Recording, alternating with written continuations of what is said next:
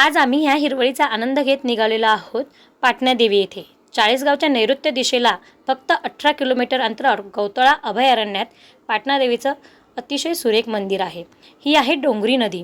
ही डोंगरी नदी याच्यासाठी आहे कारण पाटणादेवी मंदिराच्या मागे जे दोन डोंगर आहेत ना, तिथून ती उगम पावलेली दिसते। तो धबधबा आहे ना, तो डोंगरा नदीचाच आहे। ही डोंगरी नदी आपल्याला मंदिराच्या बाजूबाजूने पण दिसत आहे। आमच्या वेंकुला फार हौस होती पाण्यात जायची, पण ठीक आहे, आपण नंतर जाऊ सांगितलेलं आहे। मंदिराच्या खाली चप्पल काढून आम्ही गेलेलो आहे दर्शनाला।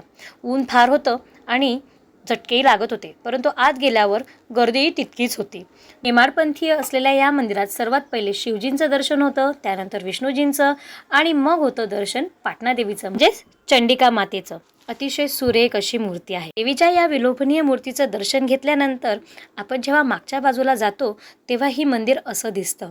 बरेचसे लोक तिथे शिक्के वगैरे लावतात। आमच्या वेंकुनेही ट्राय केला आणि शेवटी दीदीच्या मदतीने हात पुरत नसल्याने एक खड्डा पकडला।